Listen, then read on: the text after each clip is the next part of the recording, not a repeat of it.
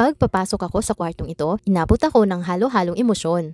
Matagal na itong unoccupied at ang dating maaliwalas na espasyo ay naging tambayan ng iba't ibang insekto at napuno ng kalat at alikabok. Kitang-kita ang pangangailangan ng masinsinang paglilinis. Kaya naman, inilabas ko ang ibang gamit at nag-umpisa sa pagwawalis at nagmamap ng sahig. Siniguro kong matatanggal ang bawat butil ng dumi. Pero hindi pa rito natatapos ang ating misyon. Ang paglilinis ay simula pa lamang. Nakasalanta pa ang mga damit na kailangan nating ayusin at higit sa lahat, i-declutter. Ito ang perfect time para mag-evaluate ano ang dapat itira at ano ang kailangan ng pakawalan. Ang pag-aayos ng mga damit ay hindi lang tungkol sa paglalagay sa aparador. Tungkol ito sa pag-organisa ng ating buhay at pagpili lamang sa mga bagay na nagbibigay ng halaga at saya. Sa susunod na bahagi ng ating pagbabago, paglalaanan natin ng oras ang pag-declutter para mas maging kumpleto at permanente ang kaayusan ng ating bagong linis na kwarto. At sa lahat ng nanunood, huwag nating kalimutang ang bawat bagay na hindi natin ginagamit ay espasyo na ninakaw sa bagay na talagang mahalaga sa atin. Ang kalat sa labas, madalas ay refleksyon ng gulo sa loob. Kung hindi mo gagamitin o mamahalin sa loob ng 6 na buwan,